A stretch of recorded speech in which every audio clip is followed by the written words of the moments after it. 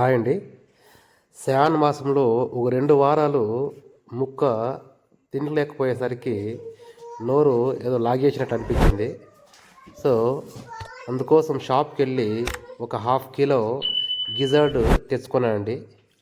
So, ఈ వీడియోలో మంచిగా గిజర్డ్ ఫ్రై ఎలా చేయాలో తెలుసుకుందాం. ముందుగా గిజర్డ్స్‌ను మంచిగా కడుక్కొని దాన్ని నిలువుగా నీట్‌గా కట్ చేసుకోవాలండి.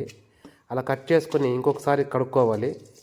తర్వాత ఒక ప్యాన్‌లో ఒక 4 టేబుల్ స్పూన్ల ఆయిల్ వేసి, ఆయిల్ వేడెక్కిన తర్వాత మనము దాంట్లోకి ఒక కత్తిరించినటువంటి ఒక కప్పు ఆనియన్స్‌ని వేసి బాగా ఫ్రై చేసుకోవాలి.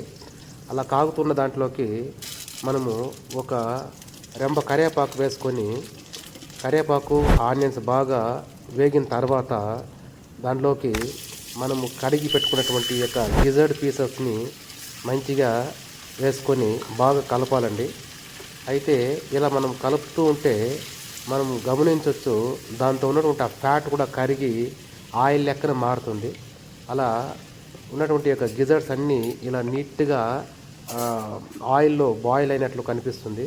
అప్పుడు ఒక 2 టేబుల్ స్పూన్ల సాల్ట్ వేసుకొని అండ్ చికెన్ మసాలా ఒక 4 టేబుల్ స్పూన్లు వేసి మంచిగా గరం మసాలా ఒక 2 టేబుల్ స్పూన్లు వేసి బాగా కలుపుకోవాలండి.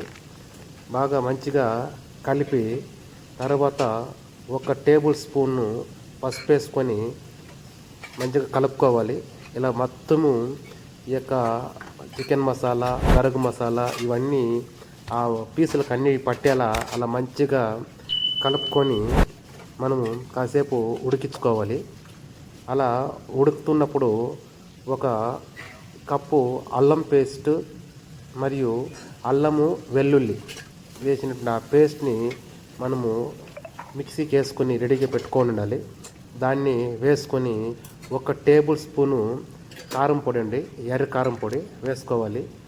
తర్వాత ఈ అల్లం వెల్లుల్లి పేస్ట్ వేసుకున్న తర్వాత ఒక 2 టమాటాని మంచిగా మిక్సీకి వేసి జ్యూస్ లెక్కన చేసి దాంట్లోకి వేసుకొని ఒక 2 గ్లాసుల వాటరు పోసి బాగా ఉడకనివ్వాలండి. సో ఇది బాగా ఉడకాలి, ఎందుకంటే ఈ యొక్క గిజర్డ్ అనేది చాలా గట్టిగా ఉంటుంది. సో అవన్నీ బాగా మనం ఉడికి ఈ మసాలా మొత్తము ఆ గిజర్డ్కు పట్టేలా చూసుకోవాలి. అంటే వాటర్ కంటెంట్ మొత్తము డ్రై అయిపోయేంత వరకు బాగా బాయిల్ చేసుకోవాలి. అలా మనం బాగా కలుపుతూ ఉంటే వాటర్ మొత్తం డ్రై అయిపోయి లాస్ట్కి కొంచెం స్టిక్కీగా తయారవుతుంది. ఆ యొక్క మసాలా మొత్తము మనకు ఆ గిజర్డ్ పీసెస్కు పట్టేలా చూసుకోవాలి మనము. అలా పట్టే మొత్తం లాస్ట్కి వచ్చేసరికి కత్తిరించుకున్నటువంటి ఈ కొత్తిమీరని మంచిగా కలుపుకొని మనము మిక్స్ చేసుకొని సర్వ్ చేసుకోవచ్చండి.